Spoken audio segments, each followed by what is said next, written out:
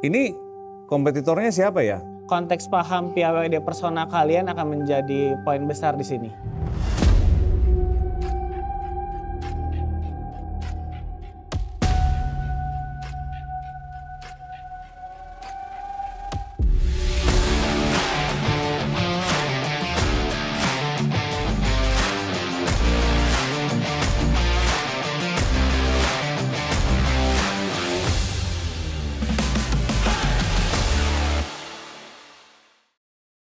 Yang lolos ke babak selanjutnya adalah semuanya lolos ke babak selanjutnya. Silakan maju ke depan.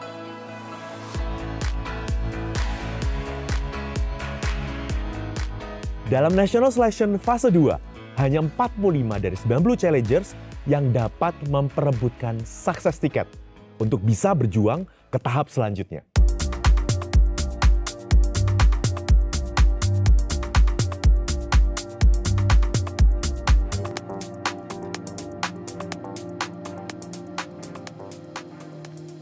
Kita melihat ya, 3 challengers ini punya potensi yang luar biasa. Akhirnya kita memutuskan yang bisa lolos adalah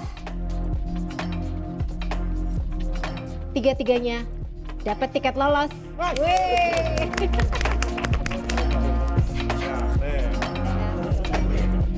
Para coach sudah mendiskusikan, jadi sebagai catatan ya, tadi yang minuman apa boys ya, itu banyak yang nggak connect dan angka-angkanya cukup meragukan, mungkin dilihat lebih dalam lagi. Dewi Agung ya, Klaten ya, coba produknya didiferensiasikan lagi mas, bedanya sama yang beras yang lain ya.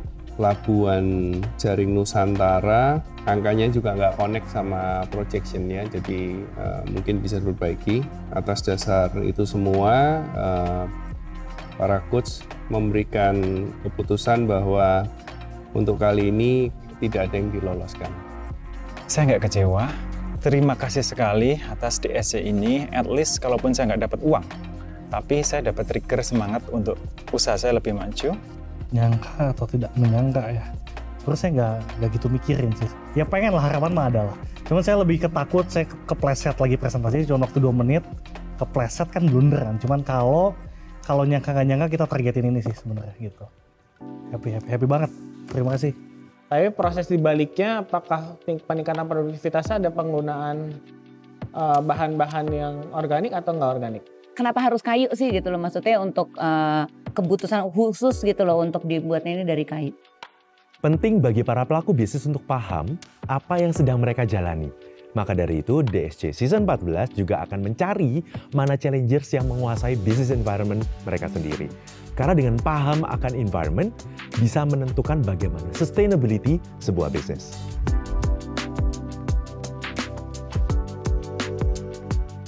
Salam diplomat, saya Daniel Sidik, siap buat gebrakan dari Indonesia Timur. Pacific Bliss merupakan platform marketplace wisata di tanah Papua.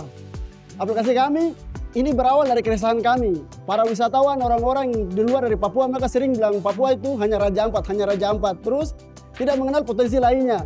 Nah, sini kami bagaimana buat terobosan dengan membuat marketplace wisata yang merangkul dari unsur budaya dan sosial, serta bagaimana mempromosikan.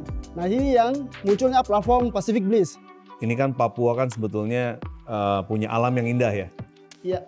Ini dari apa yang mau dijalankan Mas Dandi dan teman-teman ini, ada kesadaran terhadap perlindungan lingkungan nggak? Karena kan salah satu aspek yang harus dilindungi di Papua itu sebetulnya lingkungannya ya. Ya kalau misalnya nanti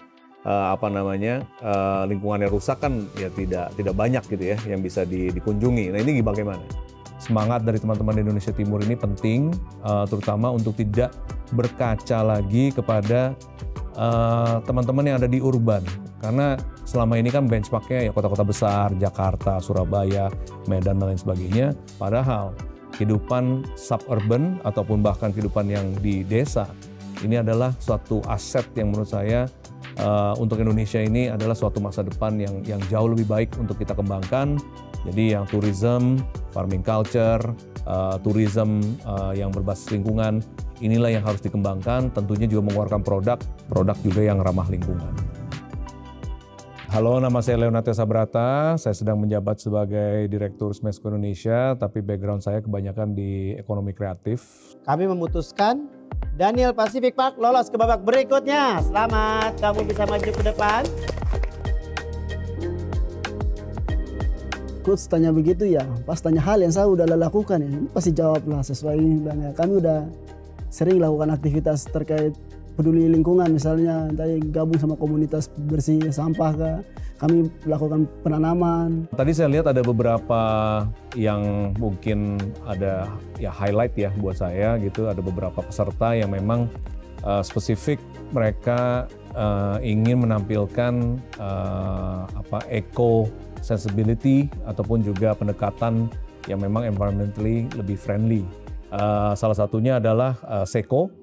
Perkenalkan, kami Seco Upcycle, sebuah fashion brand yang menggunakan material utama yaitu sampah kantong plastik. Kami menggunakan metode upcycling dengan melelehkan sampah kantong plastik menjadi lembaran baru yang ringan, kuat, dan tahan air. Saat ini kami telah memiliki 5 jenis produk, yaitu 2 jenis tas dan 3 jenis aksesoris. Ini kompetitornya siapa ya? Ini ada brand yang serupa kan ya?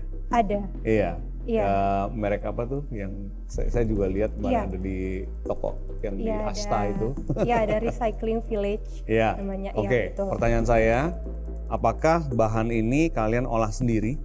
Atau misalnya seperti banyak recycling sekarang, ada company yang fokusnya adalah membuat bahan, kemudian ada company yang mengolah itu menjadi produk jadi.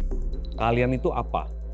Kami membuat material itu sendiri. Sendiri? Dari awal memang kita beli sampah dari pengepul, terus kami olah jadi lembarannya, habis itu kami jahit jadi benar-benar end to end. Ini kan tadi ada mengatakan SDG gitu. Betul, ya. SDGs. 25, 12 gitu. Kira-kira program SDG yang dilakukan ini lebih beratnya di mana? Yang paling berat saat ini sebenarnya nomor 2 dengan farmer kami. Banyak dari peserta di DSC ini sudah sangat-sangat incline di environmental issues, dan memang mungkin ini dari generational ya, bahwa generasi sekarang itu sudah tumbuh kembang dan mereka hidup di lingkungan yang memang sudah sangat-sangat tergantung kepada keberlanjutan dan juga sustainability daripada environment. Jadi bisnis yang mereka tampilkan atau yang mereka ide-ide yang mereka tumbuh dari mereka itu juga sudah sangat tersentuh oleh masalah-masalah yang sangat erat dengan masalah lingkungan terutama.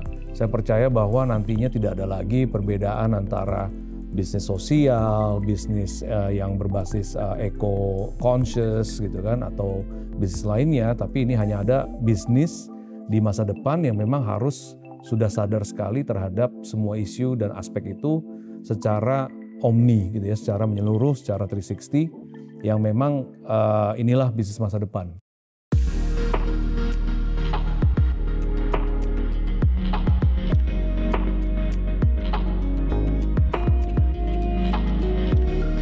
Ke Jakarta kena angin puyuh jadinya berantakan. Cakep. Salam diploma, saya guru siap bikin gebrakan.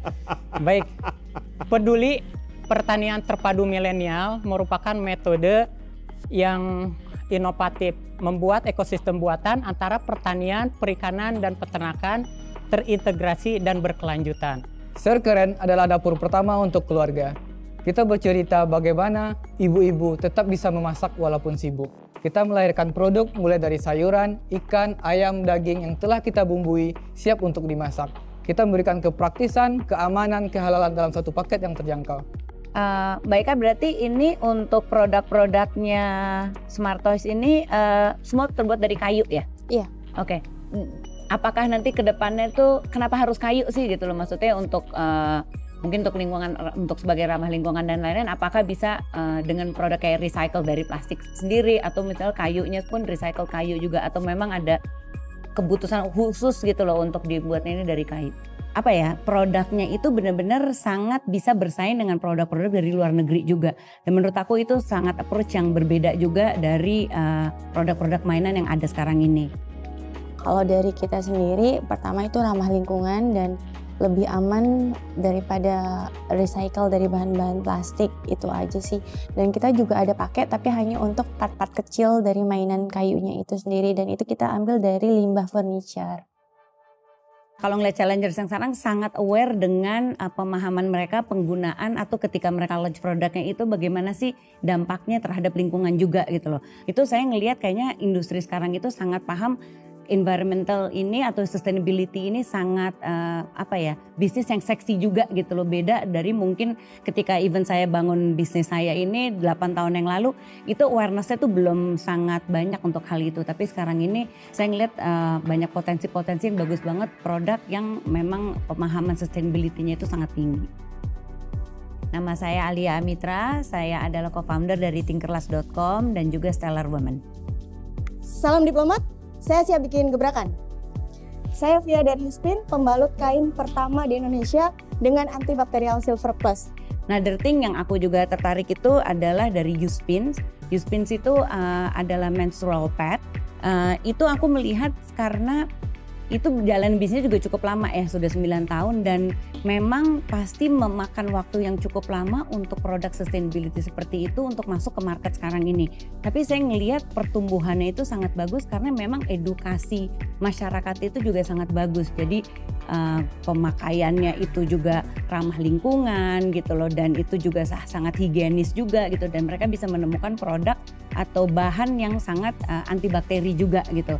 Jadi melihat pertumbuhannya itu growth-nya aku sangat amazed sih karena saya ngelihat banyak di negara-negara lain yang ingin melaunch produk seperti itu tidak mudah gitu. Jadi saya upload banget itu produk-produk yang sekarang masuk ini.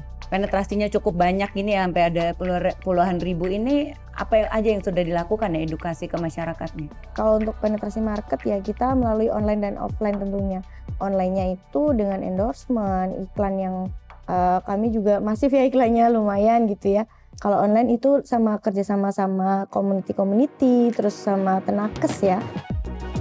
Saat ini kami melakukan development dengan bekerja sama dengan beberapa coffee shop di kota Bandung untuk memanfaatkan ampas kopi menjadi pewarna alam yang akan kami kembangkan di Damakara. Barang-barang tersebut dijual? Iya, betul Pak. Jadi akhirnya mulai masuk ke lifestyle? Ya, karena menjadi sebuah lifestyle, self-care lifestyle. Ya, saya Jatiguna, saya founder dari Prana Investama Property, yaitu bisnis yang berjalan di bidang investasi properti. Ini ngeklaim climate change ya, menjawab masalah itu. Matrix impact-nya nggak ada ya? Sorry. Salam diplomat, saya siap bikin gebrakan.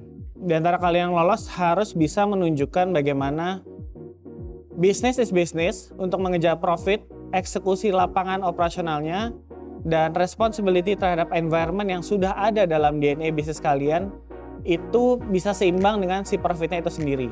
Tapi bagaimana ini bisa seimbang akan menjadi PR besar teman-teman semua nanti yang lolos dalam mengolah itu semua gitu. Jadi aku percaya niat baik juga akan membawa hasil yang baik, namun eksekusi menjadi kunci. Jadi konteks paham PIWD persona kalian akan menjadi poin besar di sini.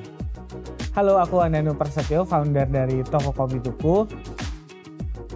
Kita menganggap mereka mempunyai pemahaman yang lebih holistik terhadap tadi baik dari bisnis, operationnya, planning ke depannya, dan juga dampak baiknya ya salah satunya di environment tersebut. Jadi semakin kesini standar DSC juga semakin meningkat, so harapannya makin banyak challengers yang lebih memberikan dampak baik terhadap lingkungannya dan juga masyarakat. Challengers, perdebatan sengit dari Dewan Juri, tapi akhirnya kita memutuskan, saya minta Mas Arief maju ke depan. Ya, dengan ini Dewan Juri memutuskan untuk Ricardo dan Habib lolos tahap berikutnya. Alhamdulillah ya Allah.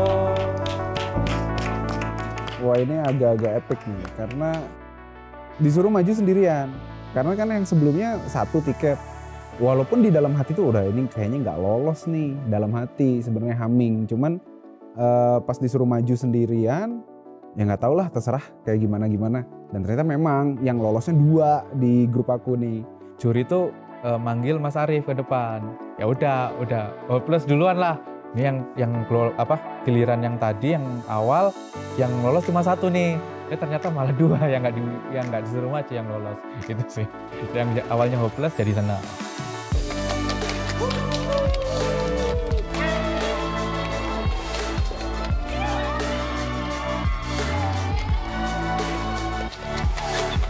So kalau teman-teman lihat list dari challengers yang sudah terpilih di National Selection kali ini, mereka adalah challengers yang sudah terpilih karena paham akan bisnisnya dan cara menjalankannya, serta memenuhi aspek environment yang untuk dibawa ke tahapan selanjutnya.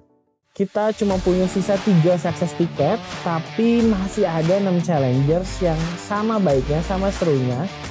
Tapi ya tadi, kita harus memilih nih